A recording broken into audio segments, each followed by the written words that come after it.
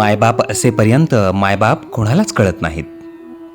त्यांच्यावर आपलं प्रेम नसतं असं नव्हे, पण रोजच्या जगण्यात आपण असे घडून गेलेलो असतो की त्यांची खरी किंमत आपल्याला कळतच नाही. ती कळते ते आपल्यातून निघून गेल्यावर, कायमचे, कधीही न परतण्यासाठी. निद्रिस्त मनाच्या कलेवराला कोणीतरी खाडकण जाग करावं तसे आपण भानावर येतो, पण वेळ गेलेली असते आणि मग कळतं आभाळ वैरीपण काय असतं आणि छळत जातं पोरकेपण. कातिनीने एक एक धागा विणावा तसं आठवणींचं गडद जाळं मनात विणत जातं. आठवणी ज्या कवटाळतात, अव्हेरतात, बिलगतात, छळतात, जळतात, जाळतात आणि फुंकरी घालतात. आणि मग लक्षात येतं की स्वयं श्रीमन नारायणालाही कशासाठी लागली माता कौसल्याची कूस, यशोदेचा पदर आणि कशासाठी धरावं लागलं दशरथाचं बोट. माझा बाप, माझी माय हा टाहो अंतर्मनात धुमसत राहतो, पण ते नसतात. मग ह्या स्मृतीच मायबाप होऊन जातात.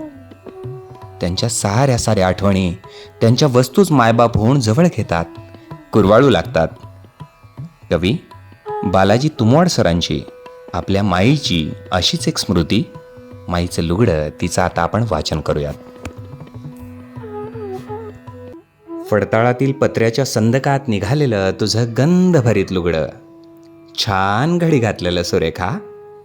माय, किती जपून ठेवायचीस, लेकींना नेसायला द्यायचीस आणि रोजची तुझी चूण भरलेली, ठिगळे जोडलेली, कधीकधी दांडे केलेली लुगडी नेसूची. एक दोन नवी असली की सणंगाच्या गाठोड्यागत जपून ठेवायचीस. 5-10ची एखादी नोट दडवून ठेवलेली असायची तिजोरीत ठेवल्यावानी.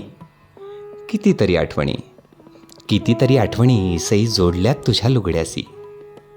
बाळपणातलं बाळांत, कुंची आणि गोधडी जीवन उगवत गेली.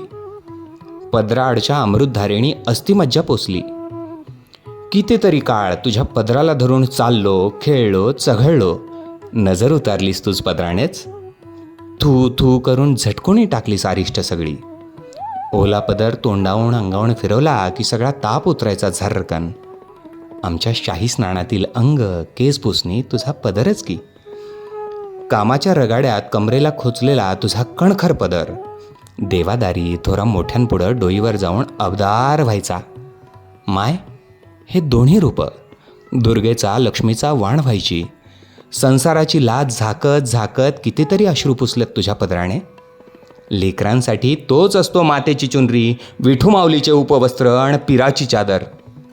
अलाबला आईची नजर, बाईची नजर आणि त्रितापापासून वाचवणारं अभेद आवरण, त्या आड जगलेलं बिणघोर बालपण आता येणे नाही. आणि त्याची सर मखमली रजईला नाही. माझ्या कपाटात एक जपून ठेवलंय माय, तुझं लुगडं.